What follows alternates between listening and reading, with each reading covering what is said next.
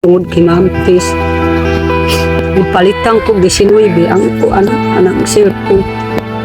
Kung nga gid si Ma'am Tis, wa ko gid kabalog ko ang vlog. Akong pasalamat, nagihaw pag yun baka na eleksyon, napay bugas itapot sa akong balay. Maugid akong pasalamatan gyud si Ma'am Tis. Salamat gyud Ma'am Tis, dako pud akong pasalamat. Napay di ko gid mawalaan sa konsumo. Ma'am Tis, maugid makahila ko gid una po siya kay una pang panahon di ko gid ka kay balong gunit sa cellphone. Ganahan ko mo tanaw kung si cellphone si Ninita, si Juanita, pero di ko gid kamao. Karon kamauna ko gyud palive sa pay mga video, kamaukog ko an kanang open food kanang pasalida tungod gyud kay Ma'am Tis. Kay kana pud akong gusto gyud nga anang nag-imponsor pud sa ako, nagpalanggas ako kay gipalitan kog cellphone na mahal.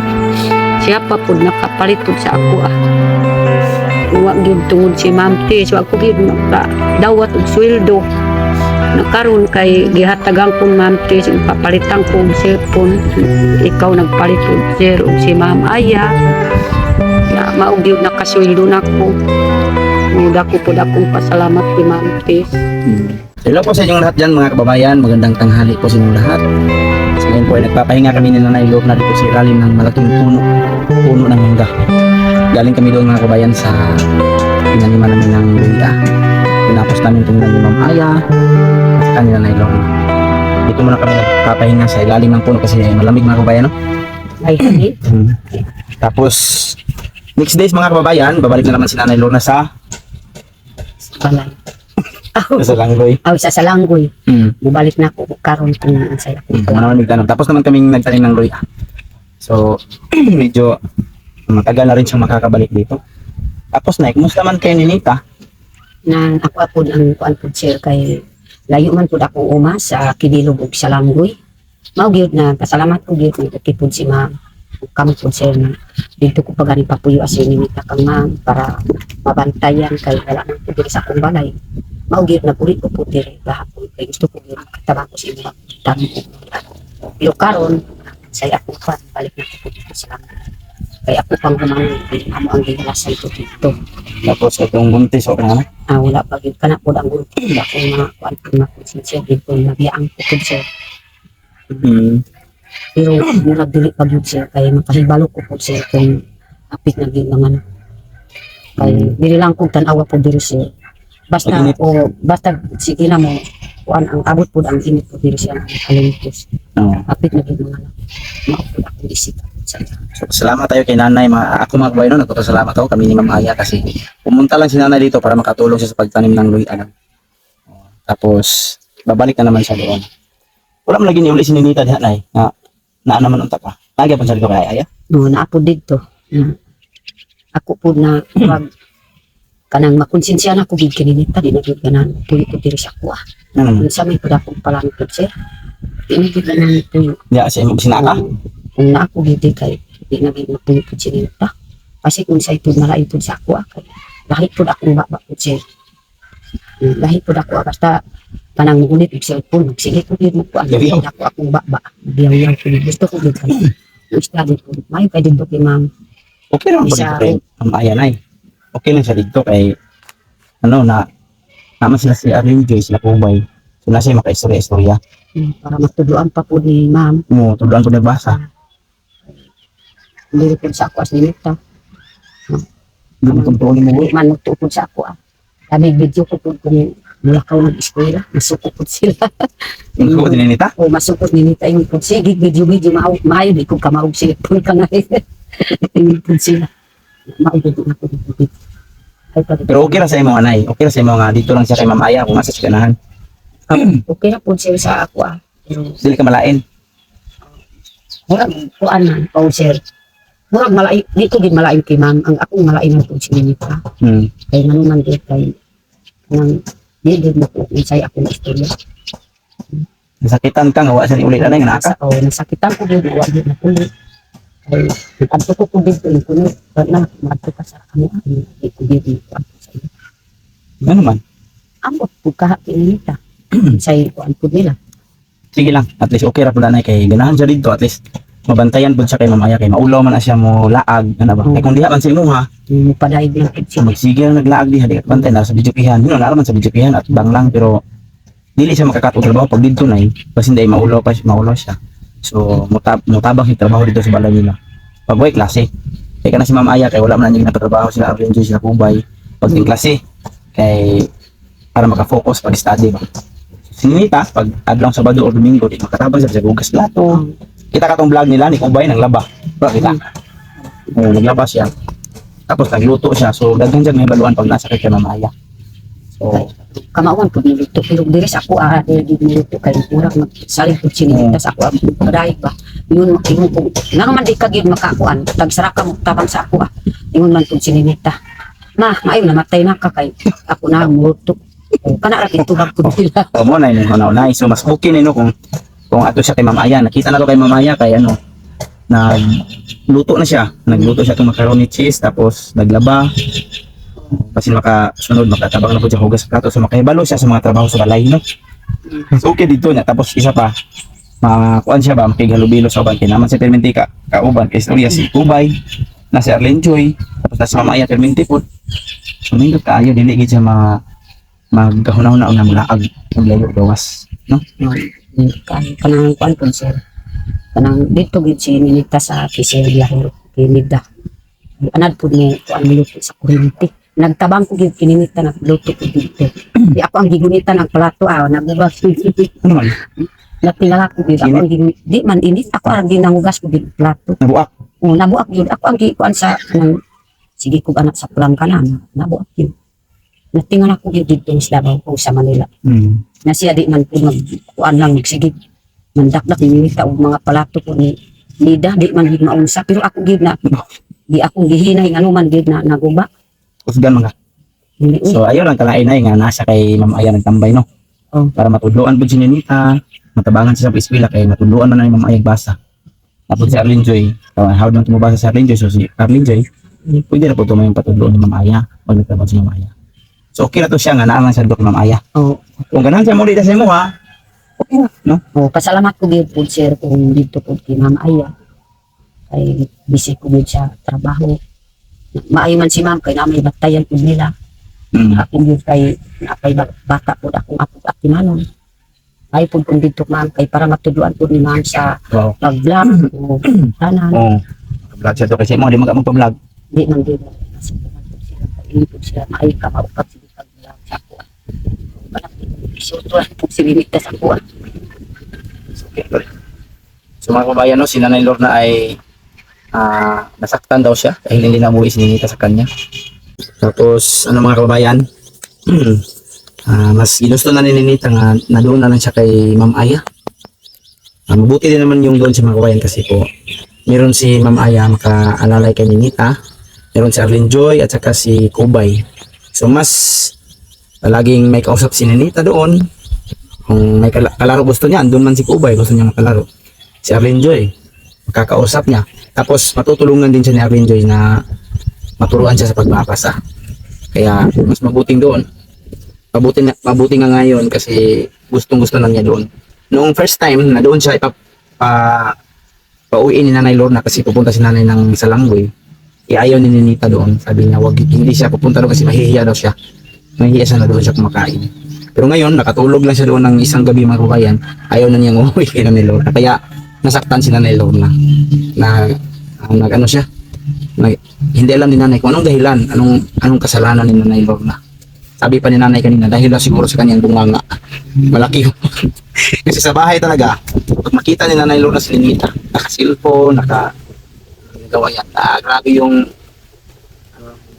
ano ni Nanay, ang ingay sa kakasirmon kay Ninita. Pag lagi kasing ganyan ay, pag lagi kang nakaganyan sa isang baka, mas lalo yung sa isip nila, magre-rebellion. Kaya mas mabuti pa yung pagbigyan mo ng konting time. Tapos sabihan mo naman na huwag palaging nakababad sa cellphone, dapat mag-study ka namin. Tapos hindi man yan agad-agad yun pag pinalitan mo yan palagi, hindi yan mapapasok sa isip mo. Mas mabuti pa yung sabihan mo So, mag-ano ka naman, bigyan mo naman siya ng time. Sabihan mo naman. So, hanggang maka-adjust na siya. Ngayon, pasasalamat tayo kasi naka-adjust na siya doon kay Ma'am Aya. Mas safety siya doon kasi Para yung si Kubay at saka si Avenue, hindi yan hindi yan palaging lumalabas ng bahay. Nandun sa bahay, lalo na pag may pag-aaral na araw, yung Lunes hanggang Biyernes. Ngayon magkailituran, wifi sulod. Oo, napi wifi, meron ding wifi, so hindi na sila lalabas. So, mas okay doon si Ninit. Mas pabantayan pa talaga yun. So, okay na lang yun doon si Ninita na yun. Mas patulungan pa siya sa kanya pag-aaral. Tapos ikaw, okay ka lang din, sa langgoy ka lang. Oh, okay, amay ko na akong bantayan po sir na Buntis. tawag lang po sa akong nay atong lakawan po sir.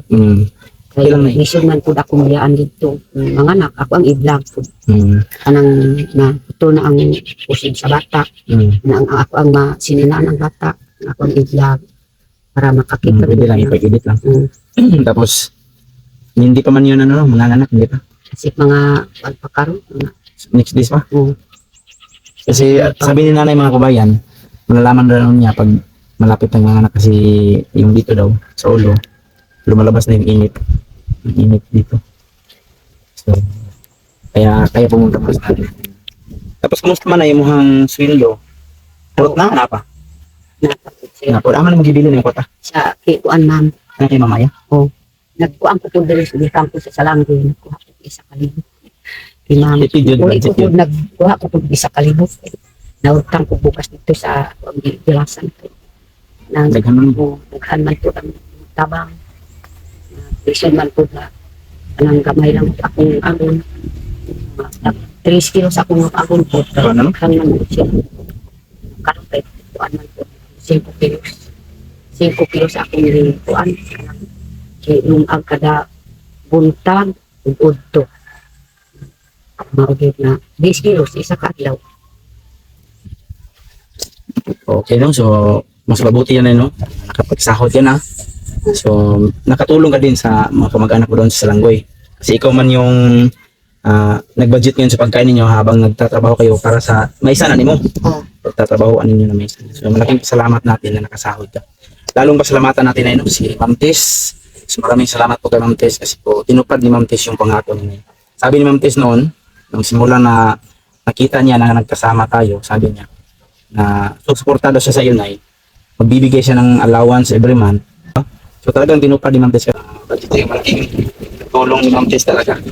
Budget para sa inyo. Tapos mga babayan, nagpapasalamat kami kay Ma'am Tess dahil po sa malaking tulong na ibinigay niya sa pamilya ni Nanay Lorna.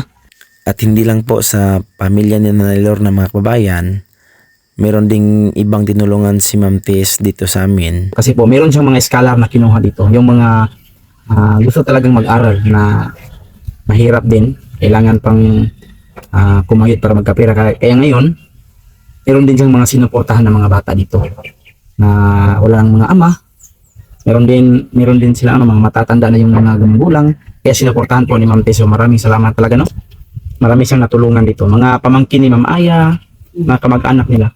Tapos yan si Ma'am Tess mga kababayan, matagal na po yung sponsor namin. Simula pa noong magkasama pa kami ni Piking Bombay. So, sponsor na namin yan. Siya ang nagbigay ng drone sa amin. Pati yung motor. Naroon si nandun sa kapatid ko ngayon kasi pinalitan nilang kapatid ko ng motor na andyan sa akin ngayon. Tapos, ano pa yung binigay ni Ma'am Tess noon?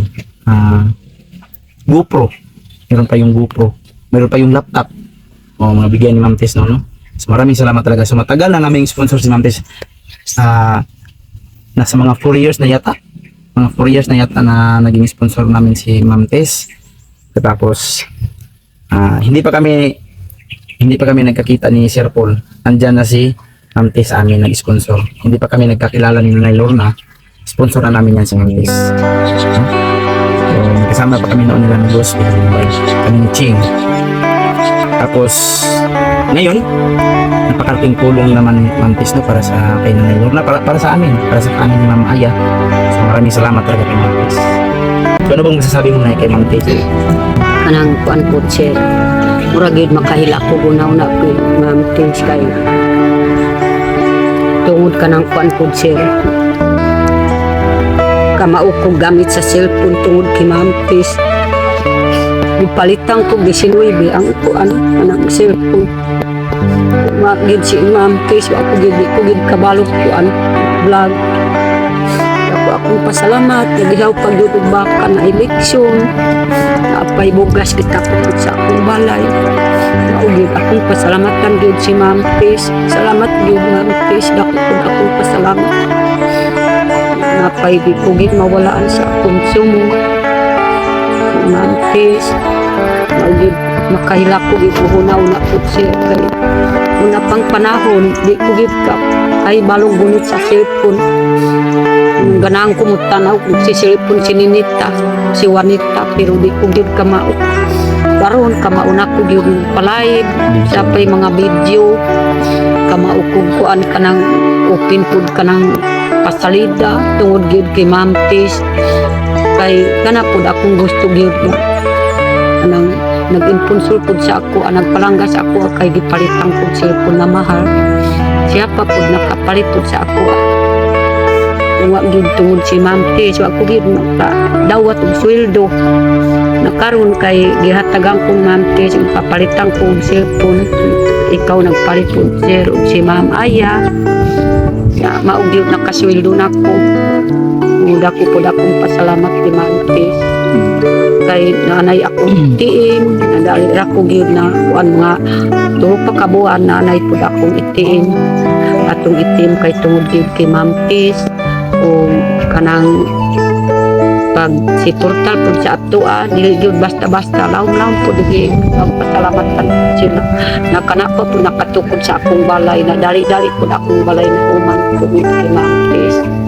Mao gyud na kung di ko gyud makablog kung di ko gyud malintan pud si Ma'am Tis pag una ko gyud kong vlog kay tungod gyud nagkamao ko siya kung kay siya pud naghatag sa ako dako pud akong pasalamat na akong mga parente na nalipay gyud sa tungod na Sino kayo lang karon? kanang nalipay pud sir kanang paihaw na paihaw eleksyon nalipay pud akong magkapay sa talain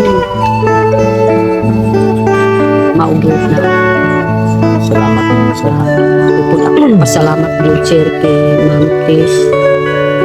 Tungod gyud nakasweldo ko kay kamao na ko cellphone tungod sa iya. tapos hindi ka niya pinabayaan na kasi hanggang hindi ka pa nakatanggap ng sahod noon hindi ka na hinihintay niya talaga na matulungan ka na naman, di ba? Oo. So malaking pasasalamat mo. Kasahod ka na ngayon, kaya maliit man o malaki yung sahod na matanggap mo, dapat talaga i-budget mo, no?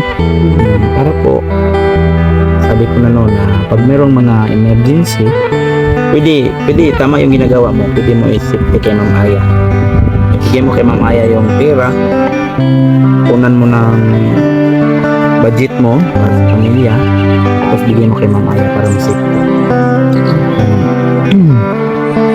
Kung pwede, ilagay sa ATM, diba? Diba, sabi mo kay Ma'am Aya, ma'am, ilagay ko sa ATM. Safety para in-case of emergency. Tapos, plano mo man, diba, magbili ng motor. Oo, kana gyud sir. Kay layo man po dito sa Lukadang o sa Salanggoy. Kay makasulod man ang motor po sir. Mao gyud na kana po akong pangandoy po sir kanang motor. Kay para di ko gyud maka baklay po diri na. Perting layo ana bagnot pa gyud sir. Mao gyud na kanang di ko gyud makabutas na matulog po akong feel kay bagnot man po ang agyan po diri. Nainit pa kaayo.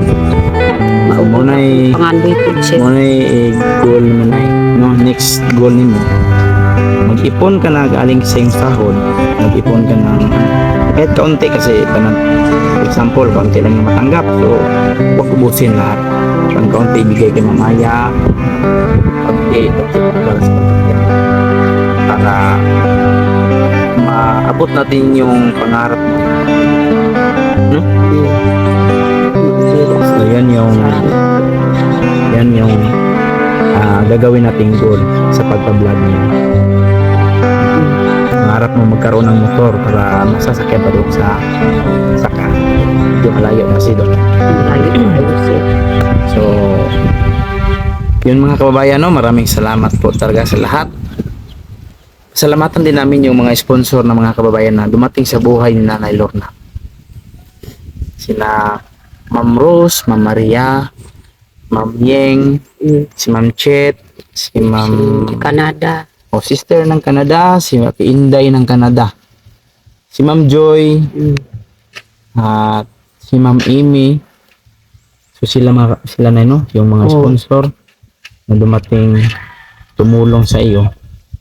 Kaya ngayon meron kang bahay, kaya ngayon nagkakasahod ka na. Lalo na kay Ma'am Tess talaga. So maraming salamat sa inyong lahat mga kababayan. At para sa akin din ay nagpapasalamat din ako ng malaki na una sa mga sponsor, di ba? Sa mga sponsor, maraming salamat talaga sa lahat ng mga nag-sponsor kay Nanay Lorna.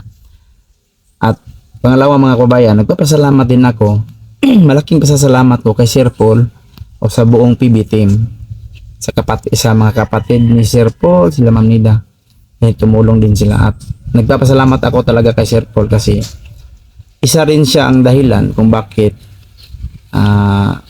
natulungan yung YouTube channel ko, yung kay Ma'am Aya, natulungan yung YouTube channel ni Ma'am Aya, at pati yung sa Yunay.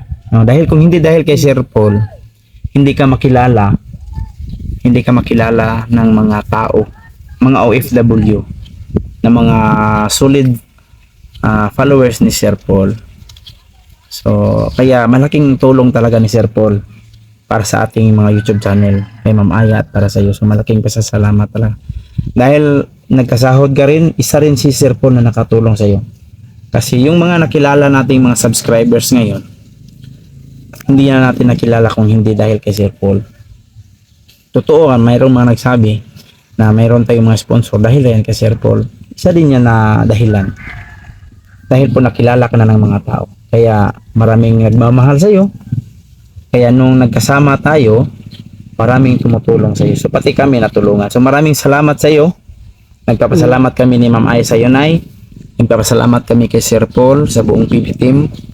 Salamat talaga. Kaya malaking tulong sa amin at sa mga sponsors. Ikaw na, ano masasabi mo kay Sir Paul?